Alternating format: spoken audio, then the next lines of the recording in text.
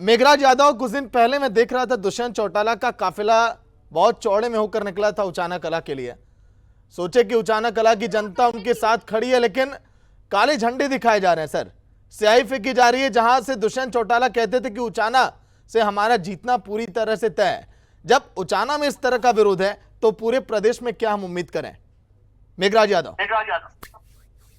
सागर जी, जैसा भी आप बोल रहे हैं, झंडे और जो ये बात कर रहे हैं, मुझे नहीं लगता कि कोई भी ऐसी पार्टी है जिसके हम्म। जो है कैंडिडेट्स को झंडे ना दिखाए जा रहे हो।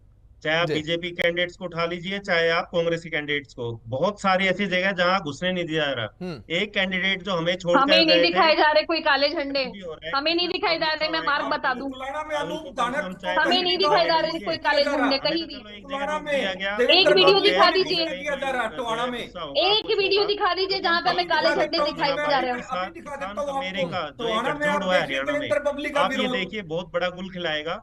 और जो लोग ये कहते हैं कि हम 85 पार आ रहे हैं, कोई कह रहा 75 पार आ रहे हैं, हम्म। वो सब देखते रह जाएंगे। और ये कहीं ना कहीं जनता है। जैसे अभी आप एक प्रवक्ता बोल रहे थे कि जो तंवर साहब थे उनको आपने दूर क्यों कर दिया, वो दूसरे बोलते हैं कि वो हार गए थे इसलिए। देखिए, हार जीत अपनी जगह है, हम्म। विरोध अपनी जगह है, विद्रोह अपनी जगह पे है। अगर कोई स्पेसिफिक किसी को बाय डिजाइन भेजता है तो विद्रोह कहलाता है। हम्म। और विद्रोह के अंदर अगर आप चलते हो तो ये जनमत है। हमें तो जनमत पहले भी स्वीकार था, बड़ी जी। विनम्रता से था, आज भी है। हमारा शीर्ष नेता बड़े अच्छे से उसको मैनेज करना भी हम्म। जानता है। और आप कर भी रहे हैं। जहां हमारा आज किसान कमेरे का जो आजाद समाज पार्टी से हमारा जो गठबंधन हुआ है, जिसके अंदर हमने उनको, आप देखिए, और पार्टियों से हमें देखिए, हमने उनको पूरा मान सम्मान दिया है। जिस तरीके से वो कल से जैसे ही मैदान में हमारे साथ आए हैं, हम्म। पूरी फिजाएं, चाहे उच्चाणा की हो, चाहे डबवाली की हो, चाहे सिरसा, हिसार, जींद की हो, वो पूरी चेंज हो जाएगी। और वो कल से स्टार्ट भी हो चुका है। हम्म। और आने वाले टाइम में आप देखें किस तरह से हम बढ़ रहे हैं। लेकिन मुद्दा आज का जो आपका टॉपिक है, उसके हिसाब से हम्म। महिलाओं के ऊपर चाहे अत्याचार की बात की जाए, चाहे क्राइम रेट की बात की जाए, चाहे किसानों की बात की जाए, पिछले 6 महीने के अंदर का अगर आप डेटा निकालते हो तो बिल्कुल हरियाणा की तस्वीर ही चेंज हो चुकी है।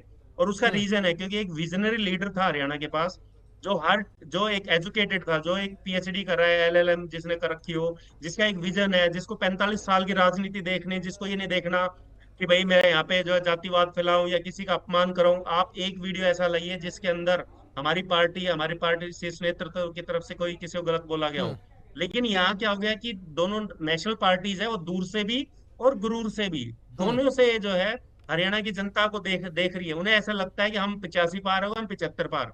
हमें नारा दिया गया कि तुमने उन्हें यमुना पार क्यों नहीं किया। हम्म। 10% का हिस्सा था मेरा। 10% के अंदर जो मैं अपना हम्म। मैनिफेस्टो का 85% अगर मैं काम करवा पाया, तो मुझे लगता है हरियाणा वासियों को मैं जस्टिफाई कर पाया।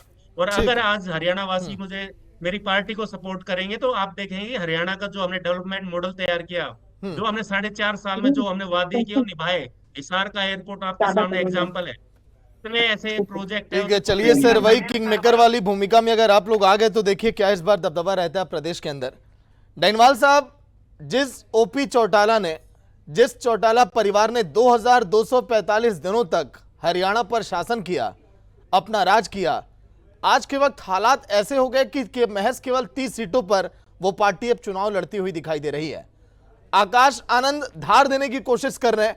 कुमारी शैलजा को आज के दिन उन्होंने कटघरे में खड़ा किया कि हाँ, जिन हम 70-80 सीटों पर चुनाव लड़ रहे हैं वहां से कुछ देखिए बेहतर यहां से रिस्पांस मिले। लेकिन पार्टी कमजोर हो गई, अब इसको अब कैसे बेहतर करेंगे? उन 3 सीटों पर भी कब्जा करना एक बड़ी चुनौती है।